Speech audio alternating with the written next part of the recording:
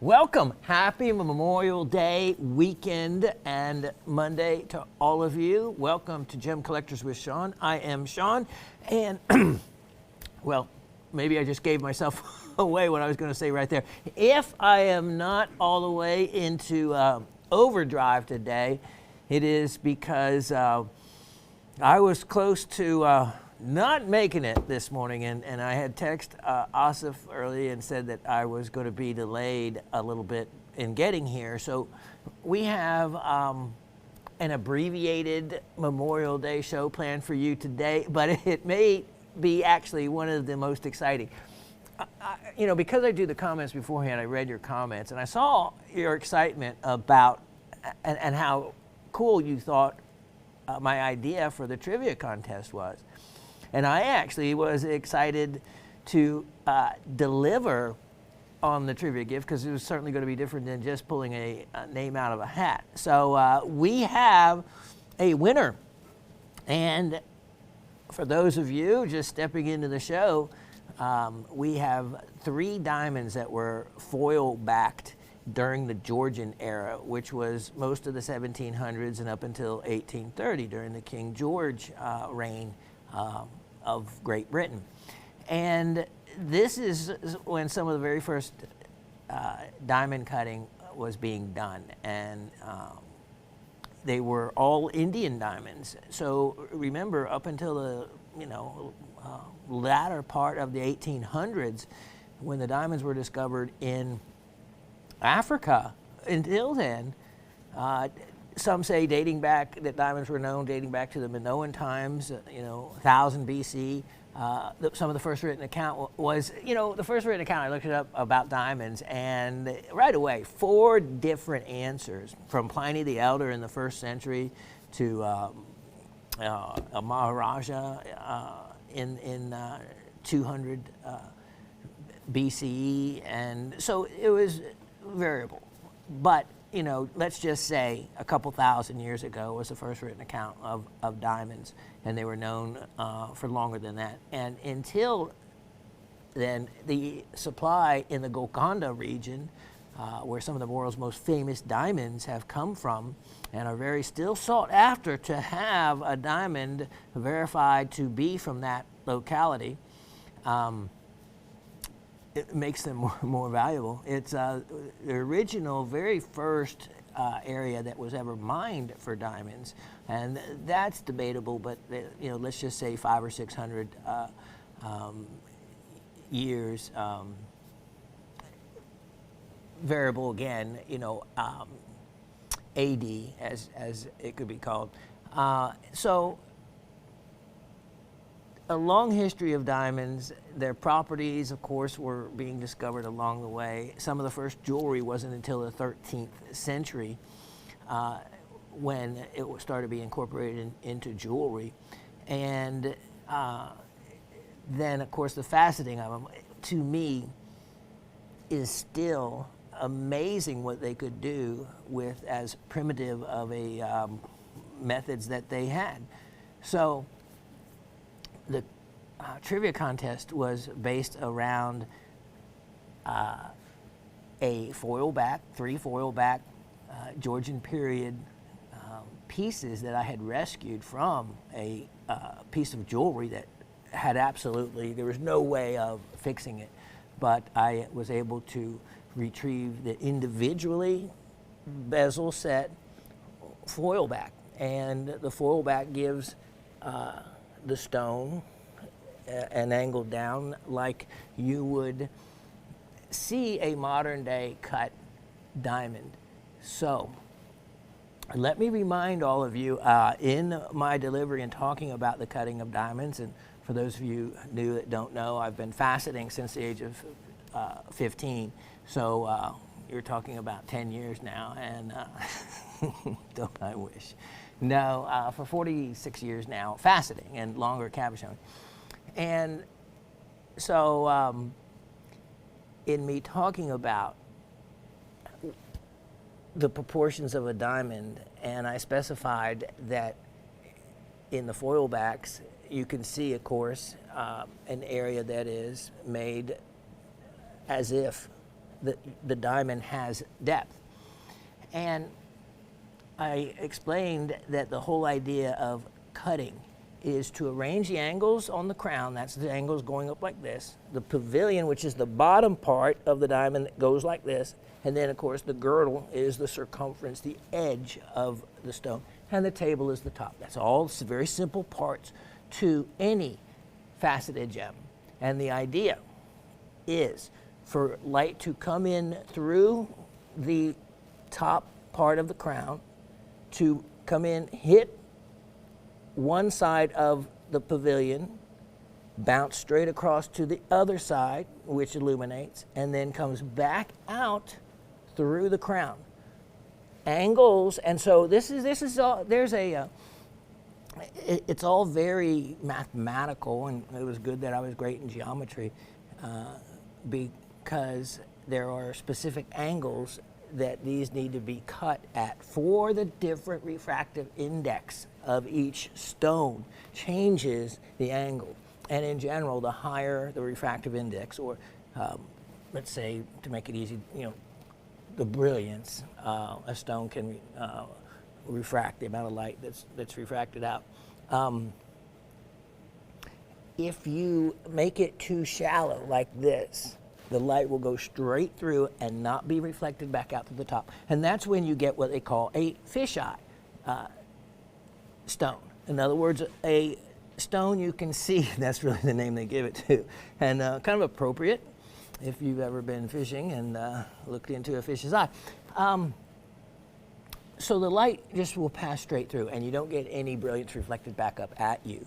And there's what's called a critical angle for an angle, depending on the stone, of the pavilion. Now remember, it can be like this. It's a deep stone. This is the the bottom portion, and it applies to whether it's a round or it's an emerald cut. They all have a pavilion that's angled like this from one end or the other. And then it can be way out like this. Now, in general, the higher the refractive index, the shallower, in other words, the angle like this, that pavilion has to be, and thereby you can get a very bright stone from less material.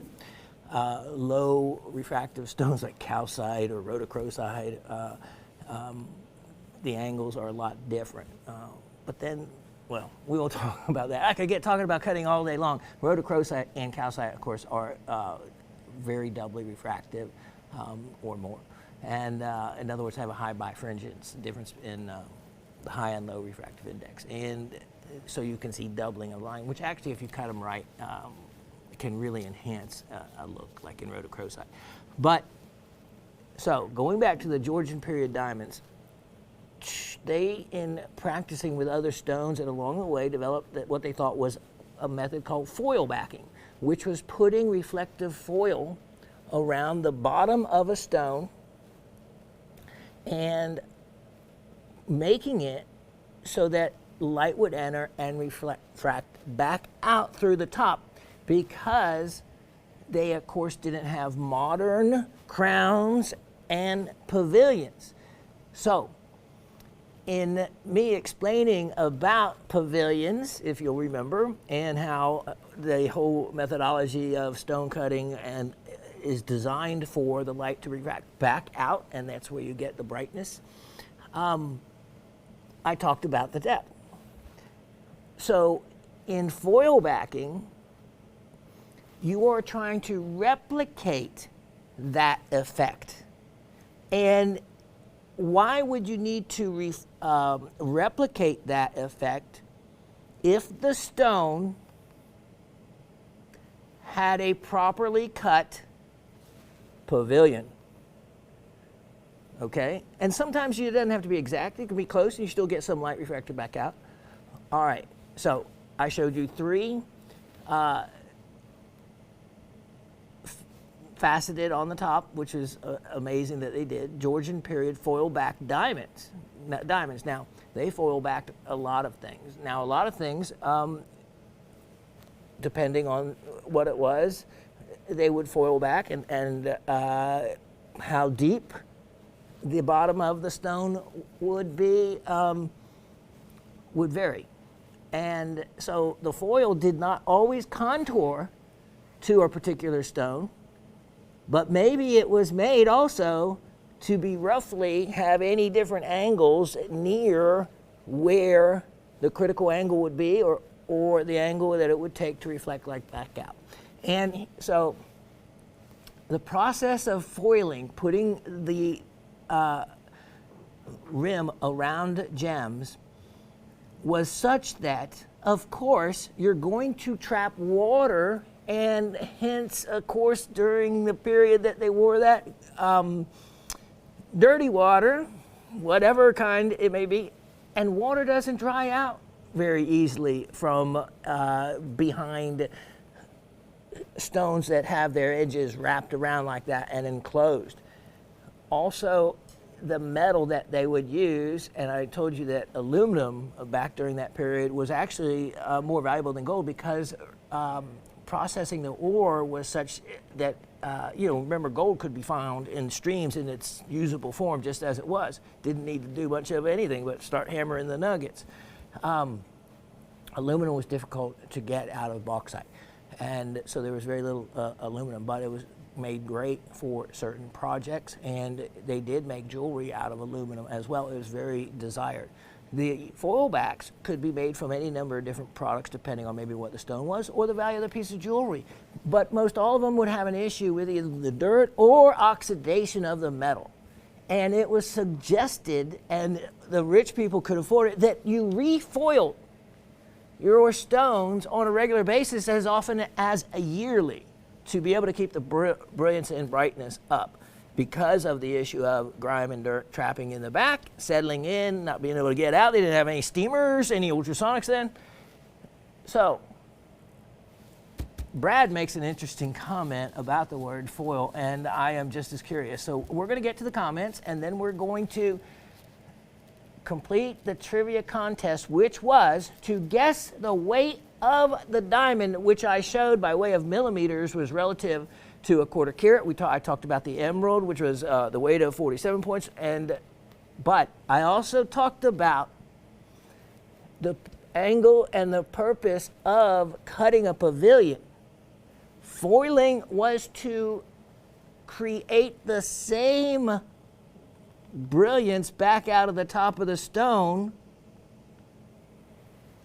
and you wouldn't have to do that if it had a pavilion. Just my guess. We're going to take the stone out and weigh it before your eyes. Whoever is closest to the actual weight wins that stone, which of course is extremely rare. So let's do the comments and go through them, and we will read out the weights as we go along. So you may want to follow with pen and paper to see how close your weight is, so that you can find out at the end when we weigh it exactly what that weight is going to be. First, we have a couple comments from last week, because remember I told you that the time frame was shortened as to getting your comments in. Excuse me if my voice isn't quite the same today. I actually should take it a little easier so I can get through the show. All right, here we go. We have from last week, Miss Peggy says, hello, Shawn, Raven, the crew, and all of us rock nerds. This southern heat got here early this year. Yeah, didn't it? I am like you and not able to handle anything above 80 degrees. I am staying inside and rearranging my rock collection into a safer room. You see, I have a beautiful young rockhound granddaughter. She is 1 year old. I think that takes the record then for a rockhound already, and has a fascination for anything shiny. Rocks, jewelry, and metal attracts her little hands. I am so proud that she picked up this love by herself, maybe with a little encouragement from me. At least I know in the future that she will want my collection, which is extensive because of you. Who, me? Thank you, kind sir. You're very welcome, Miss Peggy. And I'm glad to see that we have another, rock pup. That's what we have, instead of a rock hound. Trivia back last week. The answers were in hydro and bow tie. You were correct on both. Stay cool. Listen to the doctors. Find your joy. Yeah, I need to go back to some. Then we have also, Mr. Brad says, fun show on Tuesday. This is from the week before. Going to go back and compare the newest Vanadinite to the one I bought early on. Have seen what botflies leave in animals and people. Talk about monsters inside me. Ew. This is from Barbara, excuse me. I was looking at the next one. Last week from Miss Barbara. You know how I knew that all of a sudden when I read it? Because a guy wouldn't have written and typed in E. We would have said just yuck or something like that. I'm just saying. Going to keep, women Mars, men Venus, or is it the other way around? I'm not sure. Anyway, we're going to conquer Mars one day. It's probably women. Fun show on Tuesday. Going to go back and compare the news for Naden night. Going to keep this short so you can show more merch. As to the trivia, specimens, water bubbles, carbon hydro, and the 20 was still by us, bow tie. Be well, everybody from Brooklyn. Then, okay, we start this week, which is from Mr. Brad in Pennsylvania. He goes, greetings to Raven, Shawn, Asif, spelled correctly, Gem Shopping staff, the Super Zoom cameraman, and the whole Rock family. Super Zoom cameraman is Asif at the same time. That's one of the things about the camera. You can do well, we'll talk about because we don't want to ever replace all the live Dave cameraman because you can't actually do everything. Got to have two cameras anyway. Hoping all are continuing to walk in health and wellness. I have to admire Mr. Harry, who had enough energy at the end of the last show to write up emails. I must apologize that I didn't have the energy that time around. So here's what I wanted to say last week. I think Miss Cindy mentioned that chalcedony is the bomb. I picked up on that since I was at a mineral show that a vendor had what he called bomb chalcedony. They were about the size of my fist. I had never heard of them before, so I thought she was clever. Miss Cindy's come a long way. She's going to mineral shows now, and yep, sure is. Congratulations to Mr. Anthony on getting the ametrine sphere. I considered trying for it, but since I already had one of yours, Shawn, I thought I'd let someone else get it and join the ametrine sphere club. Oh yeah, he got all right. Wait till I tell you. Wait till I read Mr. Poor Mr. Anthony's post. Yeah. I snagged the Colombian Emerald this time since I only have a Zambian Emerald in my collection. Yes, I'm a relative newbie. You should be able to see the difference in the color, the other hint of color in the Zambian material. So speaking of Colombian emeralds, that brings to mind the Muzo mine and the Muzo Habit quartz crystals. Oh, Brad and the Muzo Habit. Now, I was trying to see the termination on the wire wrap trivia prize, which looked asymmetrical. You're correct. Do Muzo Habit crystals have symmetry on their three-sided terminations, or can one side be longer than the other two? I do so much homework. I think, Mr. Brad, I am going to put you on that project and look into that. But I will make my first assumption, and of course we all know what you can make with that line of word. That each face has to be the same size. If you elongated one face, then I think it would put it outside of the Muzo Habit, which is the threefold, the three-faced termination of the quartz crystals. So, but that's a really good question. So, I want to hear back in the next comment section. Homework for you. Okay, everybody can start writing down. Now, check this out. All right, so he has the first estimate of his weight on the diamond. And this feels like Price is Right because he takes it to the thousandth place. Now, remember, we're talking about points, which there's 100 points to a diamond. In other words, 0.50 carat is a half carat diamond, 0.25 is a quarter carat, 0.75 is a three-quarter carat. And so on, and you get down to diamonds. Now, if you get a GI certified stone of the larger sizes, they actually do take it out to the third place. And I have scales that actually will take it out to the third place. In other words, instead of 0.25, it can be like 0.255, 0.257, that kind of thing. My guess at the diamond weight is, ready, everybody? 0.173. 0.173. All right, so that may not be bad. We're going to find out. But I think that the three sounds like, you know how on Price is Right, some people will just go $1 above everybody else, and so they cover that whole field and kind of block everybody out.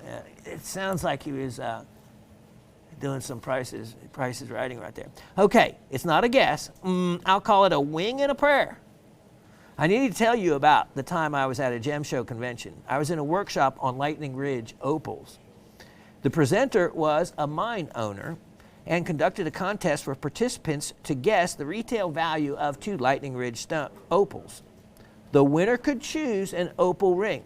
Being a neophyte, I guessed and came in second place on both stones. I lost both guesses to the same lady. I didn't really know her by sight at the time, but have since come to know her and call her my friend and mentor. Yes, it is Miss Gabby. How about that? So I will expect to, at best, to come in second place in the trivia contest, or maybe third place, since I am sure Miss Barbara will also be bidding, or not even be close with all the other knowledgeable Rock family patrons bidding as well. So good luck to all in getting the diamond, and I won't be ashamed to have to say, curses foiled again. In quotes, I wonder if that is where that saying comes from. I would like to know also, Mr. Brad, so that can be tacked onto your homework, or anybody else wants to search that out. Because you know what? Foiled again, that is what I just said, that way they had to do with those foil back stones on a regular basis was because of the elements getting trapped, mud, dirt, water, trapped, or the metal oxidizing. They had to be refoiled.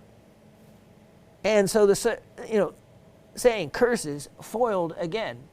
In other words, foil the diamond again. Curses, I got to spend the money. It fits perfectly with foil back gemstones. So that is really interesting. Be well all. I didn't think about that. So your brain's working. Mine's had a tough week. Be well all. Look for the cairns that identify the correct path marked by those who have gone before us. And instantly, the raven said, nook nooks. What she calls a nook shooks, I've sold them here. The jade, they look like arms. And in the areas of up in where they find nephrite and beyond in Alaska and the higher latitudes, the native people, cairns is a pile of rocks that hikers will leave along a trail to mark it as they go, and that's the word that has been given to them. Well, in the very white, snowy Arctic and whatnot, they mark them and create these, they're called inuksuks. And so they actually will, I have a place that makes them out of pieces of jade and sell them. But they have arms, and they're pointers, basically point you to a town, a water source, various things, or mark trails as well. So that's what Raven thought of when I read your comment. All right, Miss Sue in Texas. So we have a .173.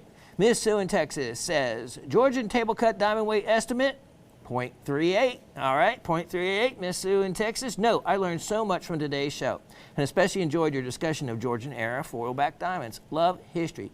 My summer gets really busy after this week since grandchildren will be here during the day while parents work. We'll certainly be watching, but probably have to view podcasts in parts during the week. Wishing all of our rock group an enjoyable summer. Well, as long as you watch the show, keep up with it. That is, that's important. So just get the show in somewhere in the week. Miss Gabby, we haven't heard from her in a bit. She says, hello, fellow rockhounds. Haven't said hello in a minute. Recently returned from a road trip to Tucson. I want to let my fellow zeolite lovers know I visited a shop that is known to have the largest zeolite collection in the world. They were pieces that would fit in the palm of your hand, and some that you would need a crane to move. Some of the specimens had bow ties in them, larger than my entire largest specimens. Wow.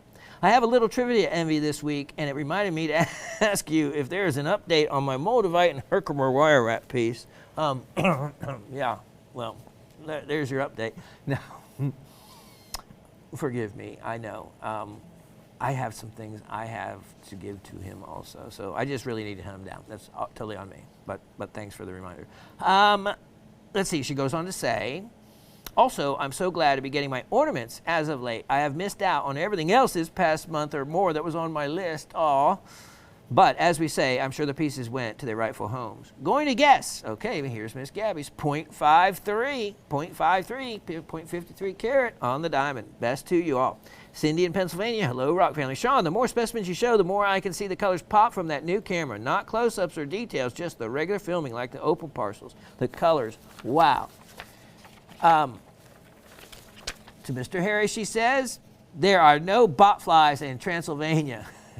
LOL. Yeah, we got Harry on the run with the botfly comments. Trivia, my best guesstimate of the foil diamond is 0.68, 0.68.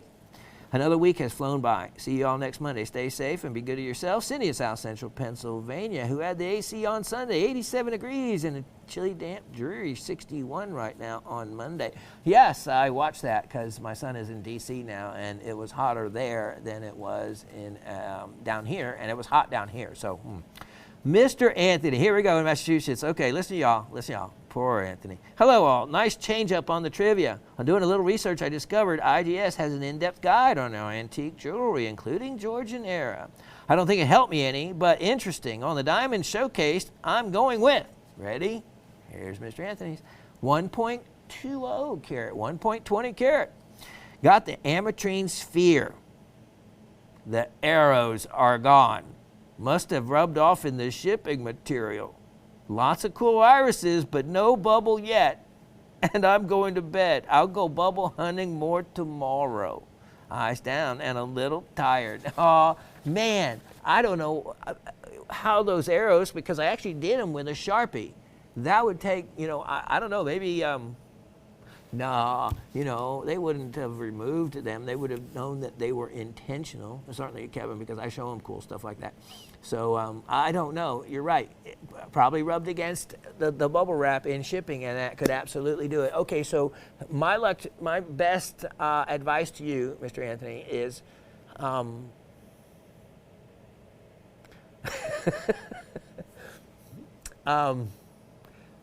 look at the show or record the show or take a screenshot of the show, because you can, on your camera, before it drops off and is not available to be seen, take as many screenshots or whatever you need to do to preserve the bigger image, because I know there would have been one where we would have stepped out and then zoomed in and turned the sphere and locate some type of color formation or larger inclusion formation and orient the piece with that and relative to where the little bubble is. And here's the thing, I do have to admit, it's very tiny, but do not look deep into the stone. It's all about depth. And this is when we were testing the new camera, and once the depth of field got zoomed in on and Asif located it with the correct depth of field, boy, the entire, you saw what it did. And it jumps out. It's not that deep into the sphere. So don't try to focus your eyes. And that's really so important at looking at things like a sphere. And beyond the surface, and your eye can act, better than a camera, and can go through those different focal fields or see the entire field at once. But I like to just look at certain areas, like say start in the middle and then turn it, and so you get the entire circumference, and then look slowly forward. And it's a linear little air pocket with liquid in it. So once you have look for that little linear area that the bubble is encased in. That's a bigger formation. So don't focus on trying to find the bubble. Focus on trying to find the inclusion the bubble is in.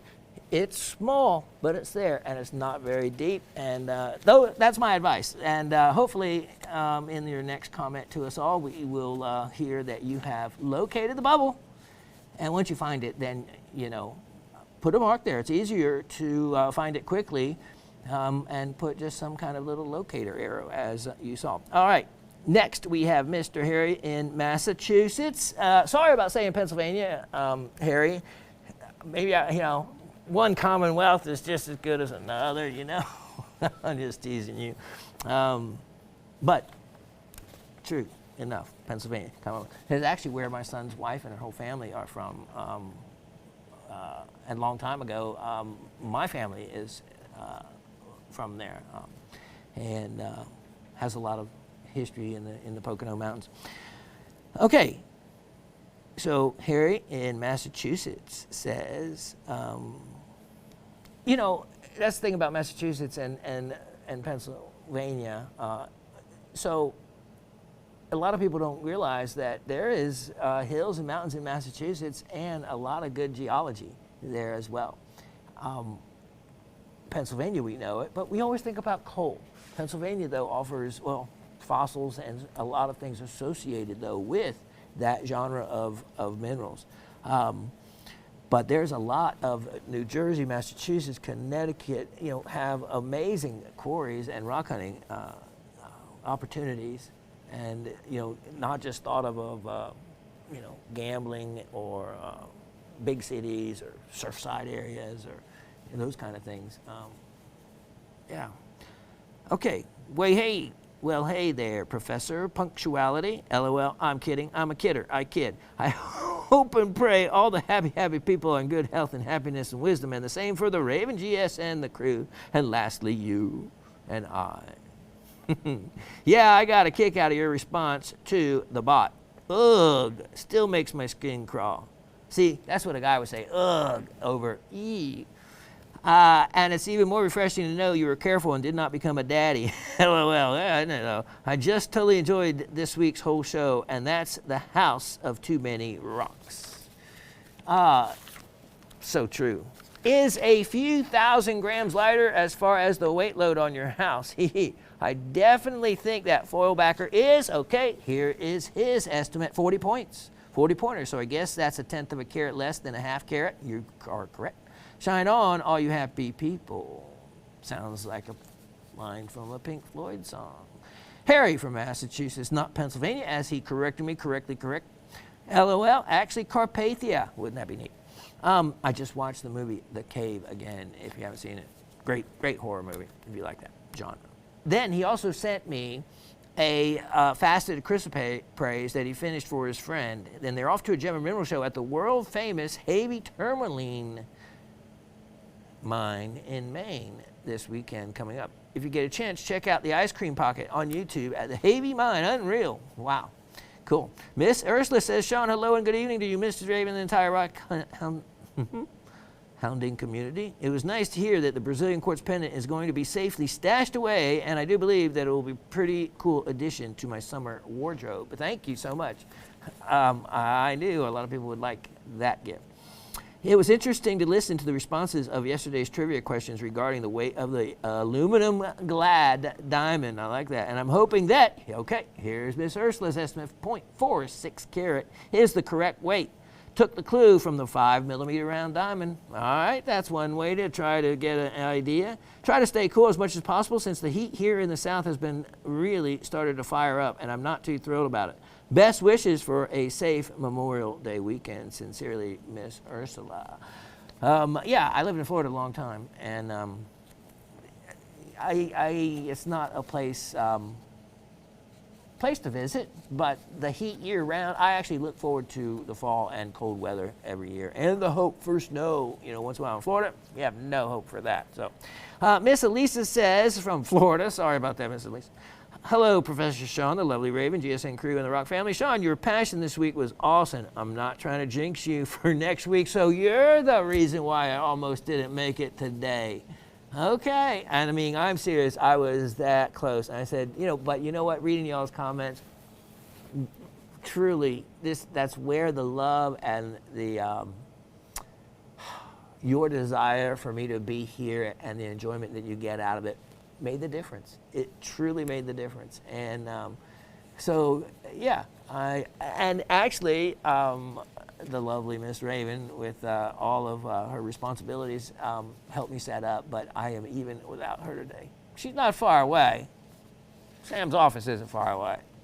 Not very far at all. We're a family over here as well. And I'm just glad all of you are a part of it, and that's what made the difference in really me getting myself together and getting up and just saying that we would have a shortened show. So we're going to get to those items so I quit talking. Okay, here we go. It will be interesting to listen to the responses of yesterday's trivia question regarding the weight of the aluminum diamond, her 46 points. Try to stay cool. Best Memorial Day weekend, sincerely, Miss Ursula. Miss Elisa, hello, Professor Shawn, lovely Raven. Shawn, your patch this week was awesome. I'm trying not to jinx you for next week, but wow, your show was great. I'm sad I missed out on the 2 items I tried to get, but I'm sure they are both going to a great home. I'll have to be quicker next time. Hey, I just wish I had more of some of the same cool stuff. I love the trivia question this week, and I'm so hoping to win with my guess of. Okay, really? No, it's not a guess, remember? It's a geometrically thought out, mathematically proven guess. 0.75 carats. 0.75, that is a 3/4 carat. I love history, and this would be amazing to win. But I'll be happy for whoever does win in case it's not me. Haha, really? You're really going to be happy? People just say that, you know? Just kidding. I love this idea, Shawn, and very excited to watch you melt the aluminum and to weigh it. Thank you all for another great show, and stay safe, everyone. Miss Elisa. Okay, so one thing is, disappoint you on the melting part, because actually if that would be the way you'd had to remove it, you could damage whatever would be on the other inside of the aluminum, or oxidize it if you're trying not to do that, or you could easily frost the diamond with trying to, because you're not exactly sure what the alloy is, remember? Okay. Since we don't know the winner yet, we just know the weights. I have them written out there. At the top end, we have Mr. Anthony at 1.20. On the bottom end, we have Mr. Brad, 0.173. Everybody else in the race is in between. Let's show you those 3 stones, and then we're going to weigh it live before your very eyes. Well, sort of live. Okay, so here were the 3 stones. They were all roughly the same size. This one, just so you know, is the one that we are going to see what the weight is. Now, look at the brilliance that is coming out of that stone. And here, look at the facets on the top portion of any one of these. And it's quite amazing that they were able to achieve this. Now remember, these diamonds are absolutely from India, and very most likely, truly, to be from the Golconda area. And most likely, which was an alluvial operation, you know, in other words, mining from the river and what they could find in the river. And now remember, diamonds can cleave. In other words, they can split very easily along cleavage planes. And that for many years is, and still lasers and whatnot, how they actually did split bigger diamonds into smaller ones with a tap of a hammer and a chisel, basically. They understood the crystallography and whatnot. So we don't know how much was done to these by way of faceting, or whether they left natural faces after the cleaving on them or whatnot. Okay, so look at this one, and just go to show you, look at the pavilion and see what they've done. All right, so the pavilion of the foil totally on the back of this stone looks like it would follow a contour of the stone. But remember what I said, if the stone, now this is just me and my, look at that reflection. Isn't that cool? If it is cut poorly, it would not reflect back. So they put the foil there to reflect back. If it was cut at close enough to correct angles, they wouldn't need to do that. Look at the brilliance coming out of this, and look at the faceting. So let's look at the crown. What would be the top part of the stone? And here's something you have to look at. You know, in a properly cut diamond, that there you can actually see the height, the distance from the girdle to the table. Well, look at this. Look at those facets are basically at the same angle as the table. In other words, not quite, but I bet they are not cut more than at a 5-degree angle off of the table. In other words, extremely, extremely shallow. And anything like that already is going to throw off the light reflecting up out of the stone. Therefore, foil backing it. Or if the pavilion has an issue. Okay, and then here is the triangular shaped one. Look at the facets on the top, and again, here is a very thin, you can actually see the side from there, and from what you can see is a very thin crown. All right, let's weigh this. Here we have the scales I brought in, and you can see the light I've turned on, and we have a fan blowing back here, but I don't think it's going to bother it. But these are so sensitive that air currents actually do. So you can see if I just barely touch that, how that will go up. And this is the scales that take it. You can see 0.00. So this only takes it to the 100th place, but it is going to be very accurate even down in the few point range. Okay, let's look at and go to our stone, and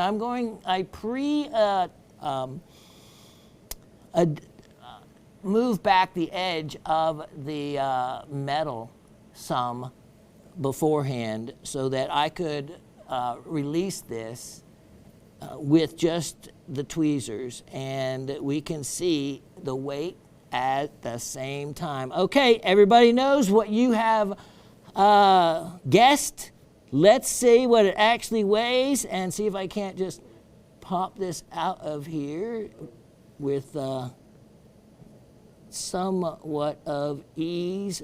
Maybe both will come out at the same time, or maybe this is like there we go. All right, diamond came out, and what is the nearest weight do we have?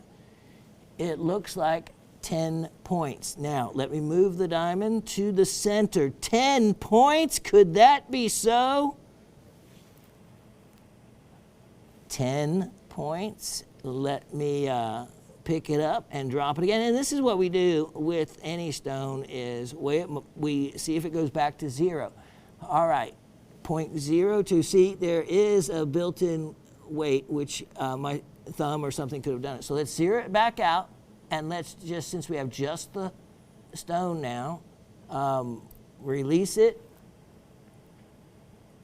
And let me see if I can block the air. And I think that 2 points is going to make it 0.09 to 0.08 in either way. Let me show you. I'm going to take this back over. Well, actually, let's move right here to the turntable we have and take a closer look. And if you can just follow me there, Dave. Okay, look at this. All right, let's go right over here, and then I'm going to hold this as Dave. Look at that. Look at that. There is no pavilion. There is no, that's the reflection off the part that was on the back. I don't want to even say anything else. It is completely flat.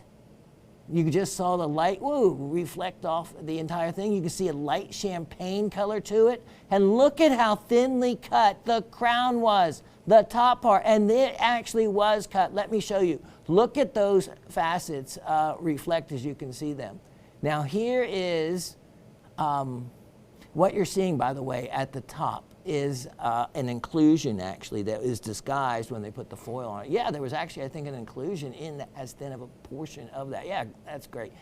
Yeah, zoom in on that. You can see the facets reflected, and there's quite a few along the edge, separate from the table, that you can see in the middle. How in the world, at that shallow of an angle, back when this was done, were they able to do that? That to me is amazing. Look at that. You can actually see there is a crown. Then, of course, the edge around there, the girdle. And since the back is completely nice, flatly polished, I would say that it was a mackle. You can see the triangle shape. A mackle being a particular type of crystal that is found in a triangular shape already, and flat and thinner. And so maybe that is what was used, and I would bet that is why I told you, that's why they foil backed it, because it had no pavilion. And that's what I was kind of saying, the whole purpose of foil backing is to make up for a stone that does not have a pavilion. In other words, a bottom portion to it to reflect the light back up. So instead, they created an aluminum frame around it that mimicked what would be a pavilion. Look at that. See what I mean, the fisheye? Light passing straight through it. And put the foil behind it, reflects the light back out. So congratulations, 8 points, 9 points, half of even Brad's estimation. Everybody overestimation, but that is the trick. And that is the trick back then to also oftentimes in today's jewelry, like hiding doublets behind bezels and enclosed backs where you can't tell if they're solid or not. Different things in the market that needs to be, just known about and learned about. And now you learned, and in a closer inspection of the other two, under high magnification that I have, the other two, I could see edges that weren't covered. They were the same, flat and thin like that. There's a lesson for everybody, and congratulations to Brad. All right, let me tuck that away safely, and then we'll get started with the show. All right, this is actually something that you see out there, out and about, but I've never actually sold or shown one. And it's, they call them worry stones or pocket stones, and I haven't ever sold them before because they're just kind of not that expensive, and you guys can find them other places. But here is why. This is different. There's going to be something different. Of course, this is a high quality piece of lapis, that's why. And it's not just a beautiful piece of lapis, it has everything that I personally like. Just the right amount of pyrite, just the right amount of calcite fluorescent. And remember, in lapis is a rock. It's composed of other minerals. And remember, true lapis, we think of lapis lazuli being the name, and we think that of course, for all these years, one of the main components would be lazurite, right? That's what the books told us. Well, of course, modern science, and they have discovered recently that basically there's no such thing as lazurite in lapis. It is actually a sulfur-dominant, one of my favorite words, sulfur-dominant awine. And that's actually what it is. But anyway, so that being said, is with lapis, I have found mariolite, beautiful fluorescent mariolite in what looks like the calcite, the white section. So you can look for those as well in them. Look at that, even the end of it. And then look at the little beautiful, neat, natural white calcite vein going across it. So just a particularly different, nice quality piece, $12. $12. The only one I have is just one of the, well, you know what? There's positive energy in this, because this was one of my personal worry stones. And I have seen people have carried them, different stones, for so long. You can buy them with a little depression area in the middle, but I have seen people that have carried them for so long that they've actually created the depression themselves just by rubbing it. So, it's one of those things, and if there's great energy in the stone, and that's where the metaphysical side,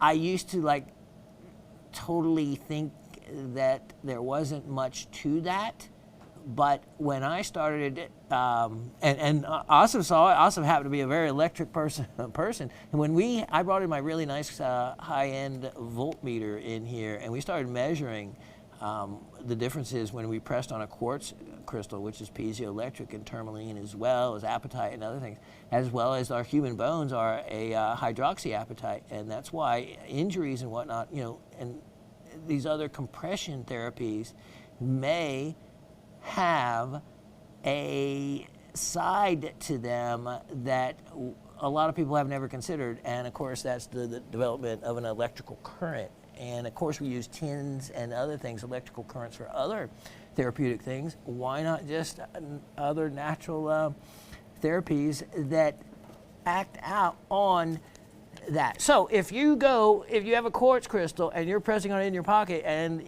it's sending a little positive current through you and minimally, who knows? Who knows what and how the body can react to that. So there's another story when I have my jewelry store. I won't tell it to you now. It's a great story, but it takes a little bit of time, about this person that came into my jewelry store. And anyway, he could care less about my beautiful jewelry and antique jewelry I had, but went to all my crystal specimens. And, now I got to tell you myself. I'll tell you the short version. And started picking them up. And then he finally settled on one particular quartz crystal. And I wasn't there. My 3 girls were working there at the time. And each one of them, he said, here, close your eyes. And they held out their palm of their hand. Open your palm. And he held the point over their palm. And they said, because they were so excited when I came back, he was gone. And they had the quartz crystal. They said, Shawn, close your eyes, you got to do this. And with all the doubt a person could have in any result, I still could feel the exact letters that they were writing my hand, except the point of my eyes were closed. The point of the quartz crystal was over an inch above my palm. So, in other words, this person could feel the energy himself and detect it without a voltmeter, and one of the quartz crystals that was very highly charged, so to speak, and could sense that himself and proved it. And it proved it through the girls and then on to me. So, that also said, oh, okay, all right, I got to revisit this in my mind, how it goes. Okay, so grab it. Here's another item. Personal item, 1062922. 1062922. And I say that because when I say that, it means out of the other boxes that were heart-shaped, this was a personal pick, a personal best of them. And you can see why. This is all natural color. Now, this is the 400 million year old silica stone. They use this kind of stone, and even for backsplashes, countertops. You can use it and order it, even though I've never seen it done. It's the kind, that Fernbank Museum that we have here in Atlanta, the floor there is fossil stone, except it's more of a calcified fossil stone and less of a silicified, in other words, a silica base. So it's more of a brownish color tint and has less obvious fossils in it. But it is all fossil stone and a beautiful floor nonetheless. Here is a much harder type of natural fossil stone. And what you see is the different layers that these animals would have died and fallen through. And, it would happen like, let's say, a volcanic explosion, where all of a sudden you have ash that flows down into part of the ocean or comes up and kills off the orthocerasis, a group of orthocerises that are swimming, which are like squid-like animals through the area at the same time and whatnot, and shuts off the oxygen to the animal, and that is what preserves it and allows the ability for the fossilization process to take place. In other words, replace each element by a different element. So the goniotites. The goniotites, a type of ammonite before, not a type of ammonite, yes, but ammonites belong to the goniotites. They came first. And so they were the goniotype family. And then you had, that were newer, the ammonites that were related to them as part of the cephalopods. And the orthocerises, which I already said. So you can see the different angles as the pieces were cut. Look at this. I mean, this is, you can see, of course, it's pieced together, but all this, these are the cross sections of one. This is where the hollow body, this is where the soft part of the body would have been, and the harder part. Look at the fossilization. Look at how the detail is. Look at how incredible the detail is. You can see each of the little sections. So absolutely one of the best of the series of boxes that we had different shapes of. Look at this. The entire thing is $24. You just saw the price, $24. Can't make it different now. Look at that. Look at that. I mean, talk about preserved. What a neat box of love right there. So if you want to grab it, because only one I have. Now, let me move on here and let's see how many we get to. Let's look at 1063422. 1063422. And what I have next for you is, well, something I hadn't really put together much for you before, but let me show it to you. You get it in the very cool little suspension box. It is a Three Kings parcel, basically. The Three Kings, known as kind of an Asian coining of the three great gemstones, the emeralds, the sapphires, and the rubies. Look at this. Okay, so what you see, you have two rubies. Now, technically, but no way would you get the Thai people to ever admit that that's not a ruby. You go there and that is a ruby. You buy them as rubies. You go to the gem shows, you buy them, oh great, and buy them as rubies. That purplish kind of hint to them. I've had these to where they won't even, of course rubies are known under ultraviolet light due to the chromium in them to beautifully fluoresce even a brighter red in black light, long wave UV light. Well, I've had these where there's not even enough chromium in them to get them to fluoresce. And so then really they're not rubies, they're beautiful, what would you call that? That would be, really it looks like a rhodolite garnet color. They have a purplish color tone very close to a lot of the different color tones of the rhodolite's better. So, you know, it's a rhododendron sapphire or something like that. But nevertheless, they make beautiful stones because these rubies have very fewer inclusions than your Madagascar rubies or your Burmese rubies or your Mozambique rubies. And here's an incredible color, fire engine red, very close to Burma color, those are. And this sapphire, if I can show you, is a wonderful Australian, what they call party color. Of course, you can, party color meaning two colors in it. I don't want to actually open this up because it would take too much time to put them back together. And I like the way I arranged the shape. So you can see, Dave, solving my problem. Well done. Okay, so you can see there's actually two different colors in this sapphire. It's actually quite a clean stone overall, and wow, actually showing nicer than I thought it would. Price should go up, but you can see a little bit of a, there we go, see at that angle, a little bit of yellowish green to it. And remember, they're dichroic, so yeah, when you turn them in different directions, you're going to get different colors. And that's what they call party colors. And but Australian, I love Australian. You can see the yellow there as well. All right, thank you, sir. The Colombian Emerald is that color. When it's that color in an emerald, it's pretty much easy to pick out as a Colombian stone. And that's, a lot of them are well known for that. Being also a lot of times cleaner and able to cut a brighter stone in the lighter colors. But of course, the best color is much more in line with the round Colombian Emerald I sold the other day. But if you notice, this one is a little clearer. That other one, if it was as clean as this one, by way of brightness to it, now this one has an inclusion in it, but because a good portion of the stone is has no other inclusions, it allows for a brighter stone overall. That other color green, much more valuable by multiples and multiples when you figure the price per carat. All right, this fantastic parcel, you can see the weights to add them up. Did I actually put a carat 12 lapis? Excuse me. No, Madagascar ruby. And yeah, so in your description, you will get the fact that it's what I call a Three Kings parcel. And then, so we have a carat 12, 0.81, 0.23, and a 0.53. So the other ruby is 0.53.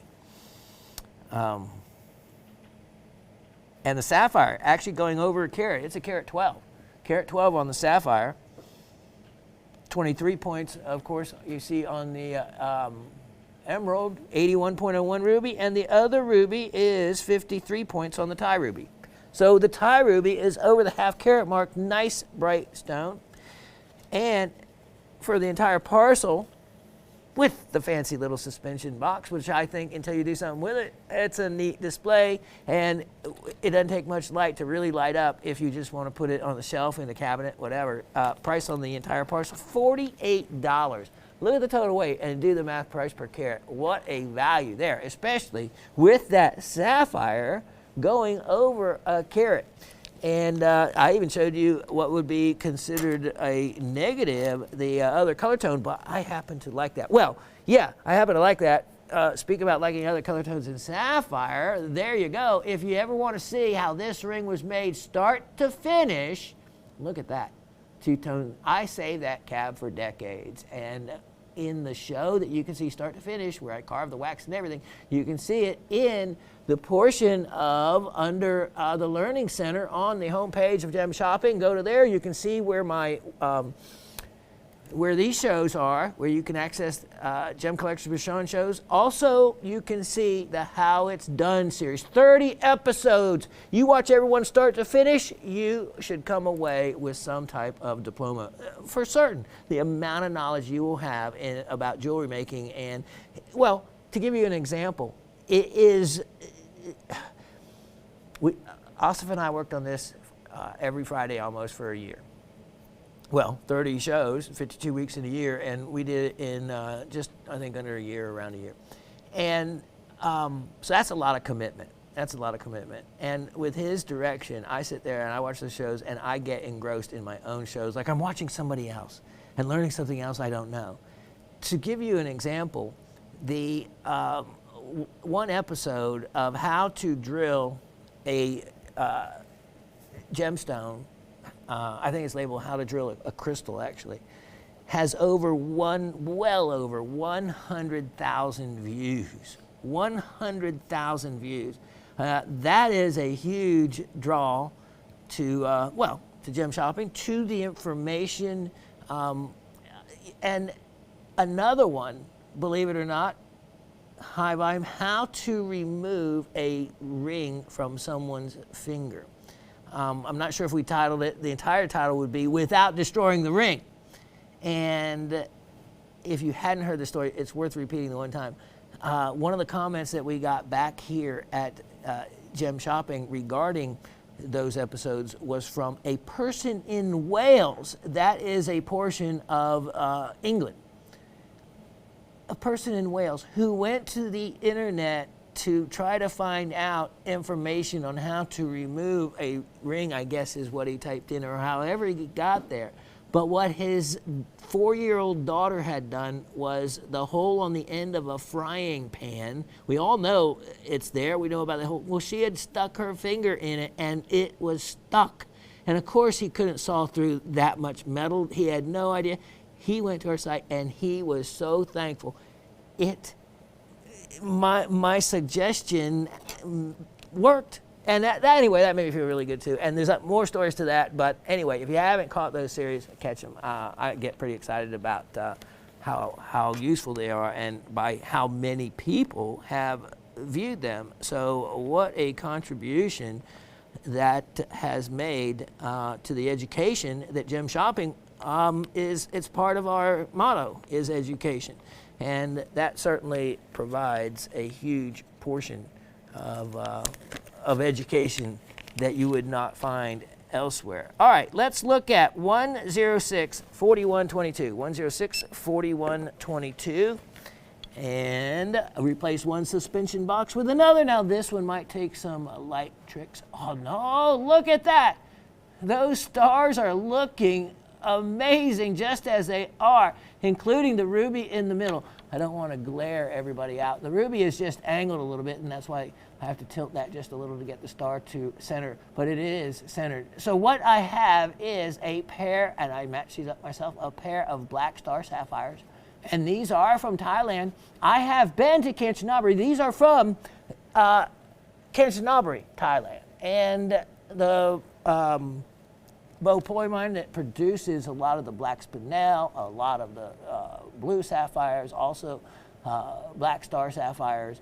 And look at how strong and incredible those stars are. turn it over. These, look at this, even nicely cut on the back, which is actually rare. A lot of times you get to see what's part of the natural, part of the original crystal. And they'll, on the back side, they'll leave it there. They won't take and remove the metal, remove the stone. So a lot of times it's visible. You see a little zoning there, but no big deal. Okay, you see that little chatoyancy going across? Remember how I've talked about that on other rough rubies? When I've showed you that little shimmer, that little reflection that grows across the surface, and I said that's what that a knowledgeable cutter and person that's familiar with how to orient and how to cut star stones looks for. And my first cabochon cutting lessons at the age of 11 was agates and the easy stuff, agates and jaspers and whatnot. Easy relative to other things. I took a specialized set of lessons on how to cut and orient star stones, cat's eyes, gem phenomenon stones. And so that was all by the time I did that lesson. I guess I was like 12, turning 13 or so. And so I was able to remember all that material, the Indian rubies, from the mines in Franklin, North Carolina, in the valley, the Cowie Valley, where true, beautiful, incredible rubies came from 100 years ago.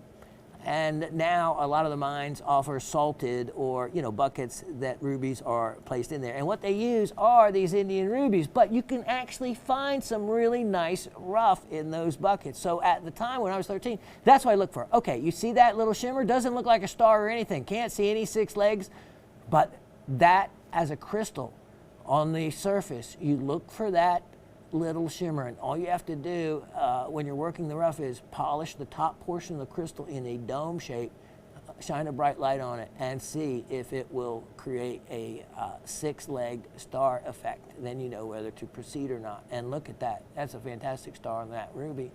And then, and actually for the Indian rubies, and rubies in general, they never star as strong as sapphires. Sapphires always are have a stronger reflection. The star colors actually match. You can get silver stars, bronze color stars, golden stars, different color stars.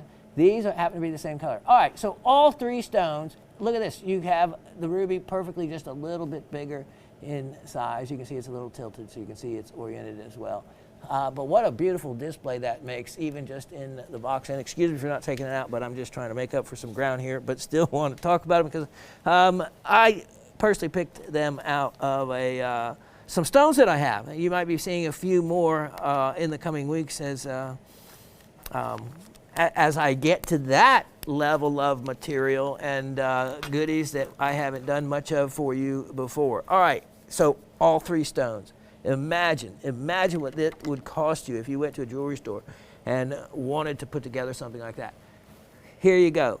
$68 for all 3. $68 for all 3. So just over $22 each. And wow, thinking about the ruby, the relative value of the ruby. Okay, I have something fun next, and that's why I said the show may not be as long, but and get to as many items, but it will be it'll be fun. This item helps make it that way. 106-4022. Well, doing this now, I may absolutely be dead wiped out and sick for days after this show. But in the midst of it, when I get doing this and messing with it, it sure makes me just feel better. It makes me feel better because I'm not thinking about how bad I actually might feel. And when I get to do some fun things like this next little project, I'm going to show you. Yeah. It is definitely healing, whether it's from metaphysical or just from a passion. Okay, so I've got the gem tray out. That's what you want to see. Let me show you as I choke on my hair. All right, so here is the parcel and Specifine garnets. Let me show you. Look at these. Boy, to show them in this gem tube, I did not see them like this. I forget what our lights actually do. That looks like an insect in amber. I have, Baltic amber, beautiful insects in it, like a wing. But anyway, okay, these are Mozambique Specifine garnets. The difference in value between these and if they were almandine is logarithmic, is huge, is gigantic. Now, how do you tell a spessartine garnet? Well, there is ways that are expensive. You can be really good with a refractometer, but there's also variations there that takes you into the range of other garnets, so that's not necessarily the way to do it. There is very complicated, expensive machinery that can tell you very accurately, but no one can get a hold of those kind of machines. And then there's the old redneck method, and that is preferred by me. Now, I'm going to show you what I had shown you in a printed out chart before, but I'm going to show you on my phone. Now look it, excuse my phone, don't focus on the damage to it, because this thing, remember, is taking everything from hitting a 70-pound rock, emerald encrusted rock, to being down in my pond 3 times and still alive. All right, let me show you. Spessartine garnet. I want to show you, much to your surprise, the spessartine garnet, remember, is the garnet family that covers the garnets known as the Fanta orange garnets, or the spessartines that you know coming from Namibia, that are the mandarins, those incredible oranges. Those are the spessartine garnets, and you should know by now that it is a manganese garnet, whereas almandine is known as the iron garnet, right? And so you have the pyrospites group of garnets, where you have your pyro, your it's pretty good how they've done that, your almandine and your spessartine group. And then you have your grandites, which are your garnets that contain, you have your uvarovite, then you have, which is the UV part, then you have the GR for grossular, and then the AN for andradite. So you have that family of garnets with their similar chemistry amongst the 3 of those. And now, one of the ways, remember I always tell you and show you how to tell the andradite different from the grossular. They can both be green, but one is magnetic and one isn't. Let me show you the most magnetic of the garnet family, and this is something worth keeping. Here's the chart, and everything is relative. It's magnetic,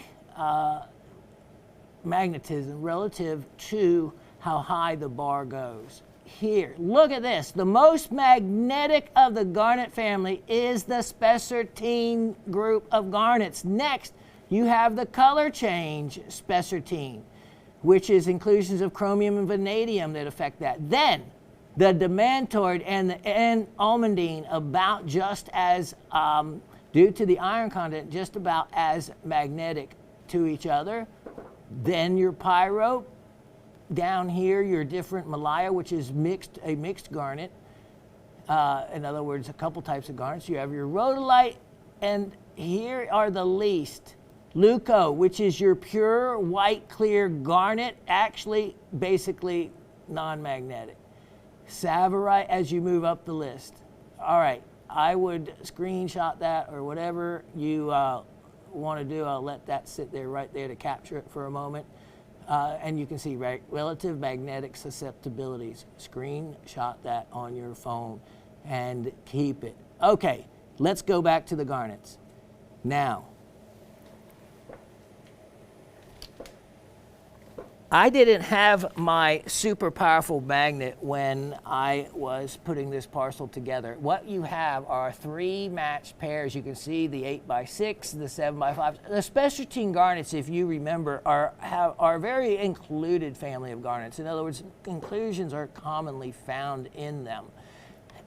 They can range in color, as you have seen. You can have beautiful red Specifines. I should have worn my Specifine garnet ring, actually, my antique ring you have seen me wear. All right, with the garnet in it. Now, garnet, of course, this is part of my collection because my garnet is my birthstone. Okay, so I made this. You can see this is the magnet, and this is a dop stick. This is actually a stick you put stones on to cut. So I had plenty of these, so I created this little magnet holder. As I created my other one. This is aluminum, which is non-magnetic. This is just a little magnet from a refrigerator. Just the strength of a refrigerator magnet. And it's something I use when I really want to detect, if something is magnetic to this, it's very magnetic, all right, if something sticks to this. All right, so I just took this over and I put it on these garnets, not having gotten them out. Look at that. And on this weak little magnet, it picked them straight up. And that's when I knew. That's the difference. That's how you can tell, is that kind of magnet. Now, let's see what the big neodymium magnet will do. Wow. Okay. Does that tell you something? It certainly does me. It certainly does me. There's no other garnet that's that magnetic. And of course, I verified them as Specifine with the refractometer and my other knowledge that I behold once in a while. But right there. So magnetism I have been using for years and am well ahead of many other gemologists that it's just not taught. The use of it isn't taught when it should be. As something that you add to your kit of tools for identification. You can often take a magnet and run it through a stream and see what all you pull up. There's going to be garnets to it, and you can easily kind of identify them after that. There we go. All right. Obvious, Specifine garnet. The color, of course, is the other thing. You won't find any almandine garnets this color. And because that's the other thing, you saw pyrope is less magnetic than that, and pyrope isn't found in this color either.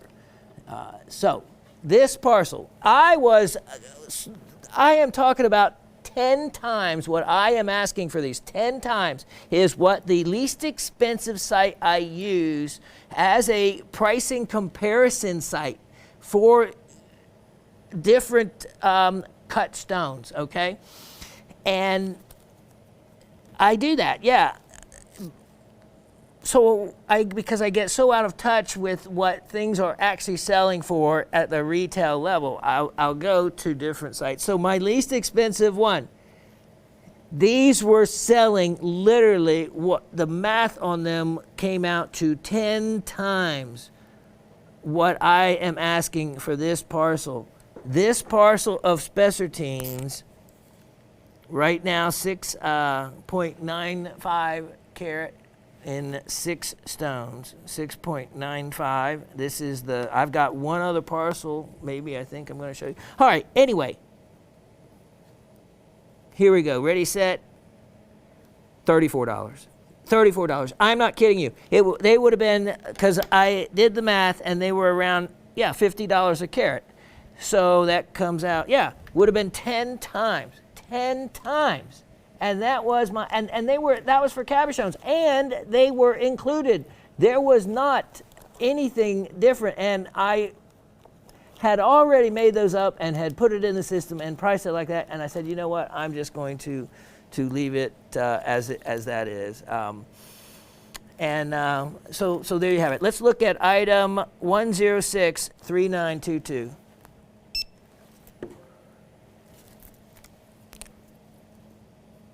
And here is your other opportunity. And what I have, they are 3 pairs, except these 3 are bigger. They are 9x7, 8x6, and then the 6x4 is the same. So you pick up the, I should know better, pick up the 9x7 size. And when you do that, you get a, because garnets can get so saturated, you can get a darker look. Look at that. If you wanted to facet that, oh my, you flip it over, there's your preform, and cut a faceted stone out of that, and you have something, well, tremendous that you're able to get in on the inexpensive side. Buying them already, if you try to get the rough to something like that, look at these. Yeah, wow. Look at this batch. And of course, let me show you. Let me see if it does the same. Look at that. Look at that. With that big one, it picks up every one. Wow. Yeah, there's specimens. There you go. This parcel, the entire batch. Let me see. Let me see.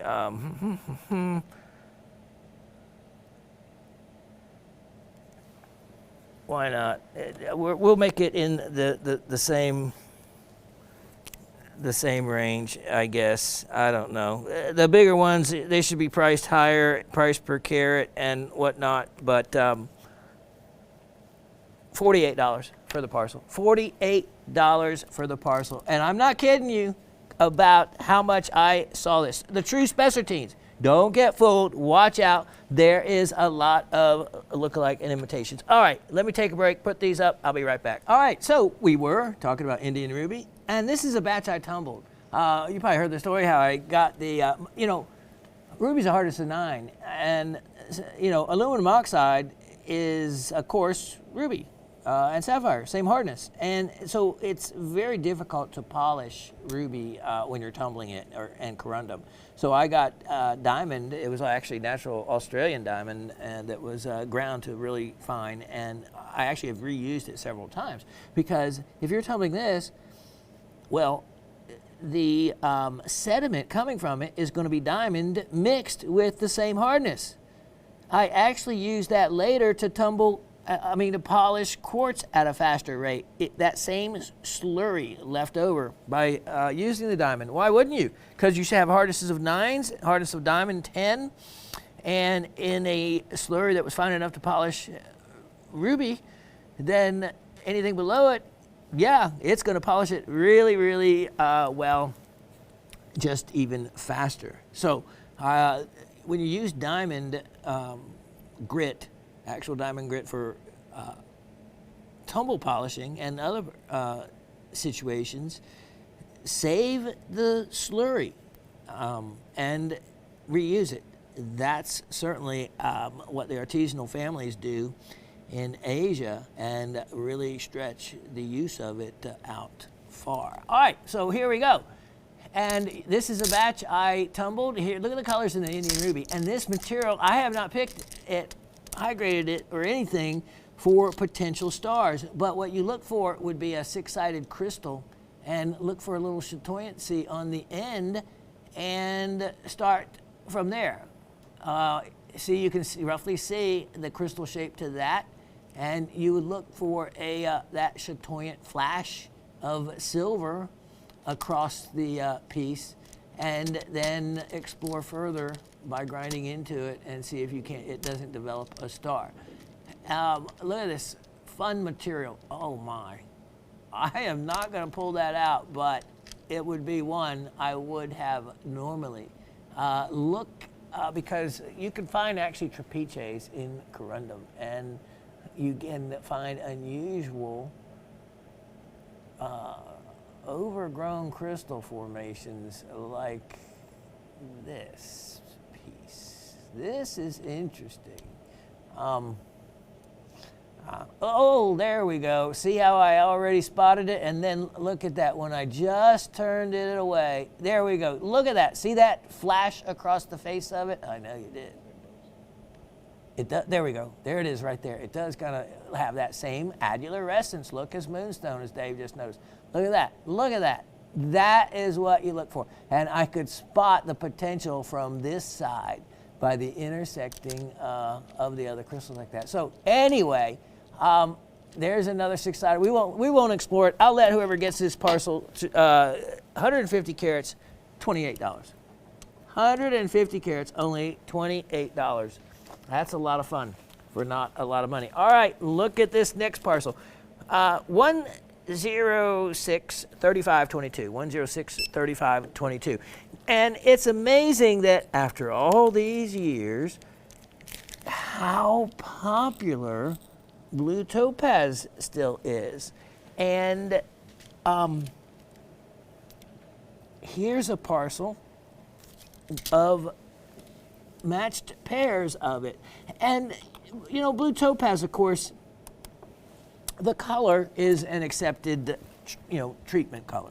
And it's, of course, done through radiation of the material. And look at the cutting. See, that's where you get the angles right. You have no hole in the stone. In other words, the entire stone reflects back at you when you hold it at the angle that it should do that, which is right there. Look at that. Wow. That's beautifully cut.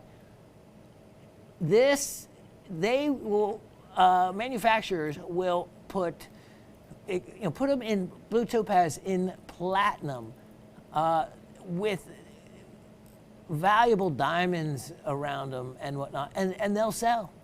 Piece after piece will sell. Of course, a lot of people, when you do it like that, look at that beautiful color. You think that, look at these cabochones, 2 matched cabs I had. And all this material I had because I was like those cabs going to do project stones.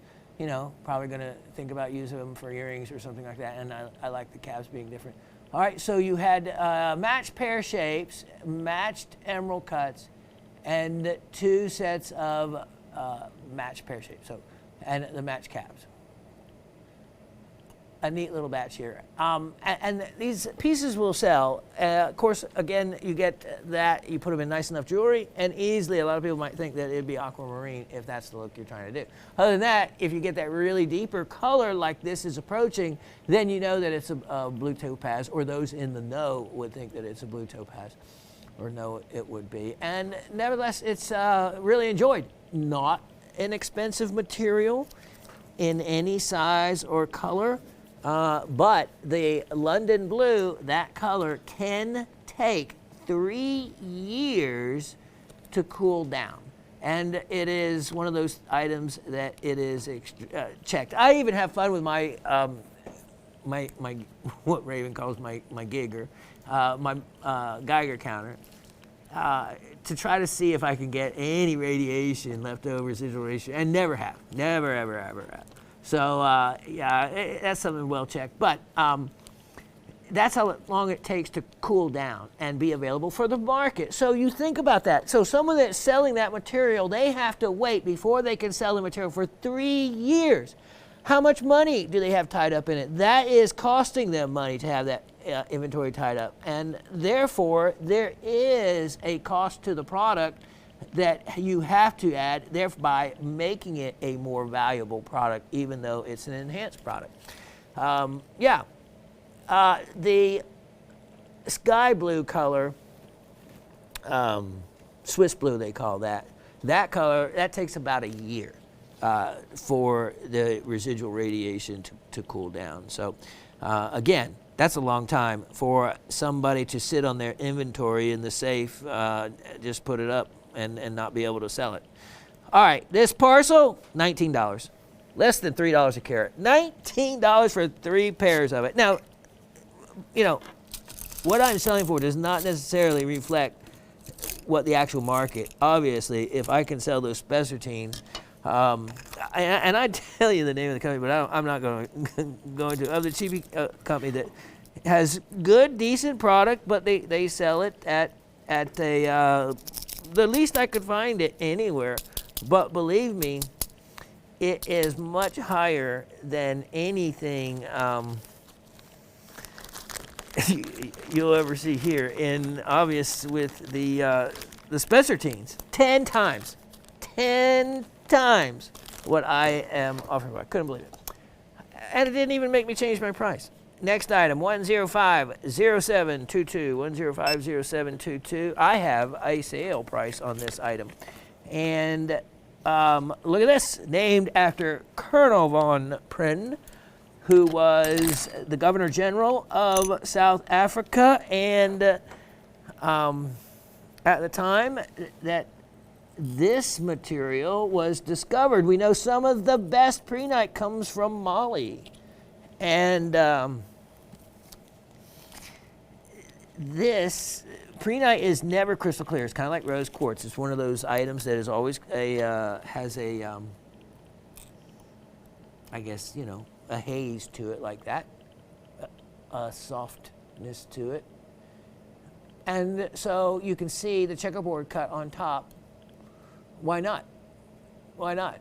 Because of that, it just kind of helps that. And then I love when they do that type of kind of cross between a stair step and a brilliant cut pavilion on that stone. Very nicely cut. Here we go, huge discount on the price. Last chance opportunity. $28 final price. That is less than $4 a carat. What a value. What a value that is. And oh my, I did not realize the clock is running. Okay, let me, oh man, all right.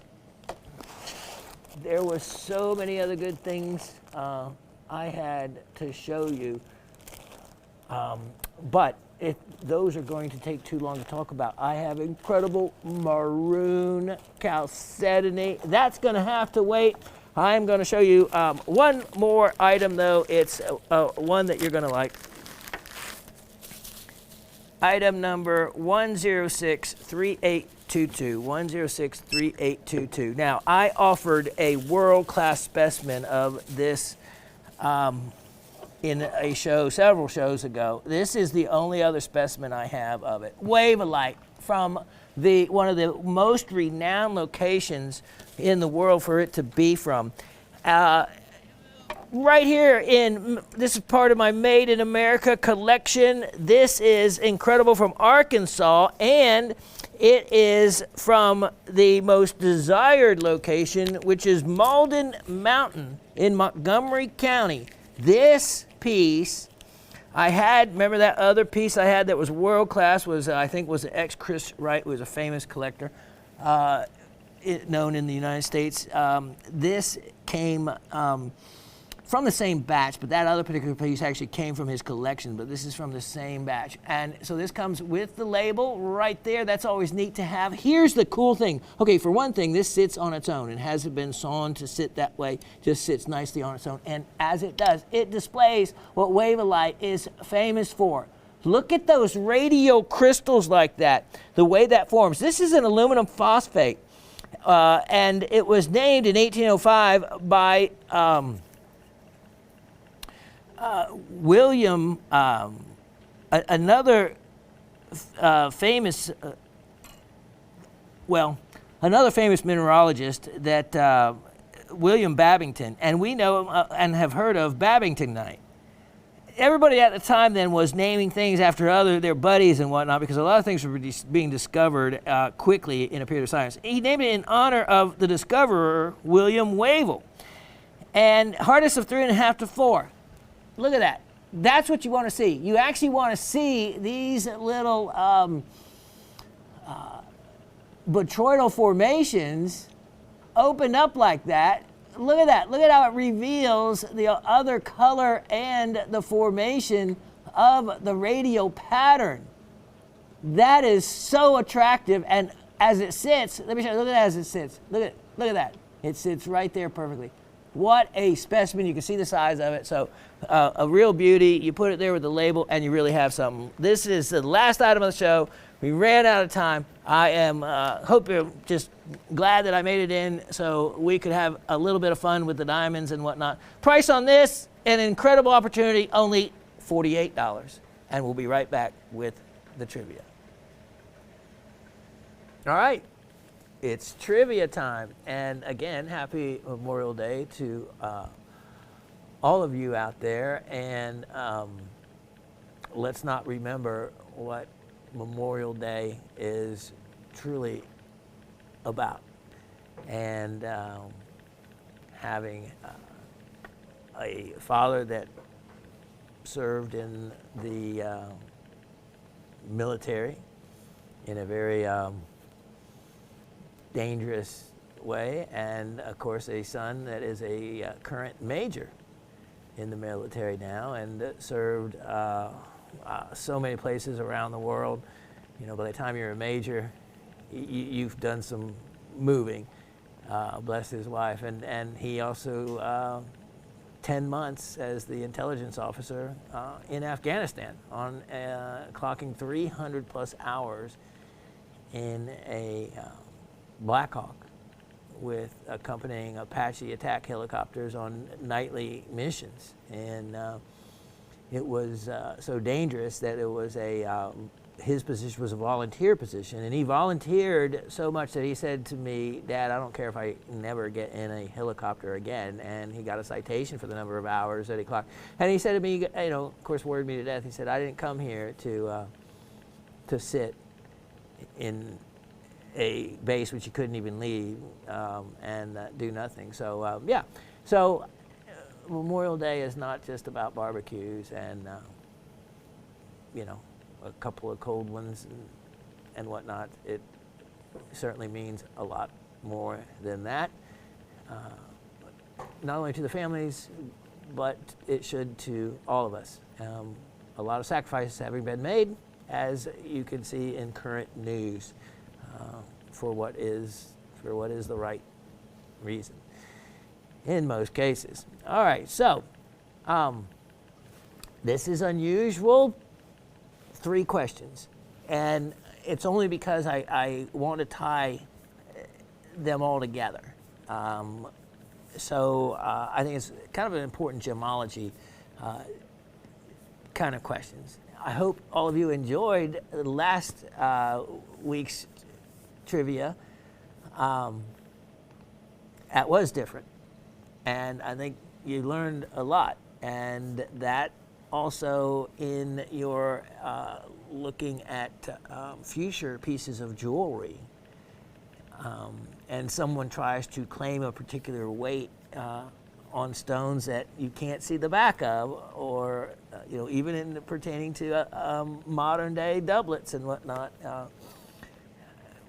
but especially on Georgian true old style jewelry. I see costume jewelry. I see a lot of jewelry still currently made with the same foil back technique. It's put on, you know, mechanically. It's not like those handmade bezels around those pieces that you saw that I showed you. So, but you realized now that the idea, of course, even then, was to give you something that looked larger and better than what the reality of that 8 point diamond was. So it's kind of funny that never has changed in marketing, you know, smoke and mirrors kind of thing. In this case, it's bright foil back, shiny backing that on something that is a sliver thin, and in reference, of course, to what Brad said about, you know, his foil comment about the origin of foiled again. I do know that one of the things that they had to do was to replace the foil regularly to keep that brilliant, bright look up on jewelry. And that would be quite expensive at any time period to do. So only the wealthy really had the diamonds to start with. And remember, they're coming from India to wherever the jewelry is being made. And that's a long way to the jewelry manufacturing areas, which are often in France or England, at the time, through the trade routes to get even whatever diamonds they were there, through the cutting little centers all the way there. And again, most likely a Golconda diamond, which is pretty cool. Anyway, have fun with it. Check it to see if it's fluorescent and whatnot. I did. I'm not going to tell you. Let you have the fun with that. And all right, ready? Here we go. 3 questions. First question: what metal in spessartine garnets? And let me do this. Let me add spessartine. A lot of people can say spessartite. It is acceptable. It is acceptable. And And also, another interesting point is Spessart, which Miss Ursula would know this with her German roots, is a mountain range in Germany. So where a source of spessartine garnets was an early discovery of them in the Spessart forest of Germany. And that's where the name came from. And again, that's a name I like because it gives you information. Some of these names honoring, a buddy of someone, even though if they're a naturalist and whatnot, might be all cool, but doesn't really tell you.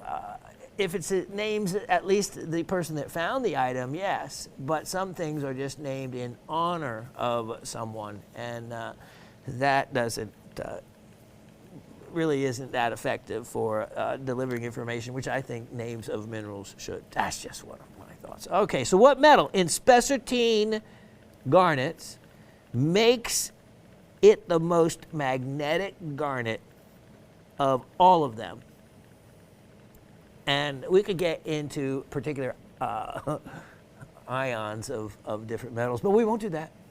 Some are magnetic, some aren't. So anyway, just in general, what metal in spessartine garnets? Okay, question number 2. Makes them the most magnetic of all. There, we'll repeat the question. All right. Question number 2. What garnet group? I scratched this out so many times I can't read my own writing. What garnet group's name has calcium as the common element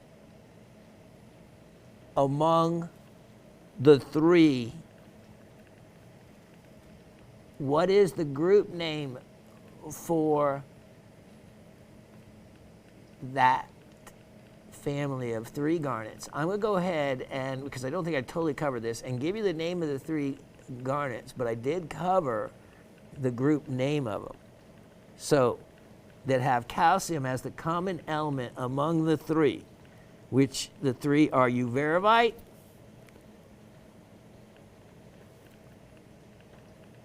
andradite, and grossularite. So what is the group name called for those 3 garnets? Now, the third question, and this is why, because I wanted to tie in our discussion about the magnetism of the garnets and the grouping of them. Okay, pyrrolspite is the name for what 3 aluminum-bearing garnets? So you need to name 3 garnets that have aluminum as their common element. And the big clue is the group name is pyrrolspite. Name the 3 garnets that make up that group and having aluminum as the common element among them. Of course, remember we talked about the differences within the group that has andradite and that has grossular. Both can be beautiful green garnets. Easy way, forget the refractive index of them, because a lot of times, again, that can overlap in the garnet family and make it difficult. Andradite, not so much, because andradite garnet, of course, is known for its incredible high dispersion and refractive index. So that might be easy to tell from others, but you have the common element of calcium in the group with those three, and between between andradite and grossular, well, andradite has iron, calcium being the common element, except grossular doesn't have iron. Andradite does. Boom. The one that's magnetic, you have andradite. So anyway, magnetism, great tool. Get a great magnet. Neodymium magnets, I suggest, and they even use one that is officially, the one I use is the official one used for doing the particular magnetism testing that the charts and all are based on. And I can give you more information on that next week. All right, those are your 3 questions. I hope, again, everyone has a great Memorial Day. And I am looking at so many items I didn't get to, but thanks for being patient with me today. If it just wasn't the same, high gear tempo that I normally am, but I certainly, because of this time with you, feel better than I did. Raining heavy outside now, supposed to continue, flood watch in my area, just the kind of weather I like to sit indoors, which all I've done for 2 years now. I got to get out there, got to get the gold. All right, take care, all of you, and I can't wait to catch up on the items that I have before me that I did not get to show you, plus additional items as well. No looking back, fast forwarding on the answers. Use your memory. That's what I have to try to do. And it really makes a difference in the amount of knowledge you retain. I hope you enjoyed the knowledge you gained from last week's trivia contest, and I wish I had more of those to offer all of you, because those Georgian diamonds are just as rare as can be like that. So God bless all of you. Thank you for all of your continued support. Every sale is needed from my end, so I again thank you for sharing your purchases, your money, your time, and your love. See you next week.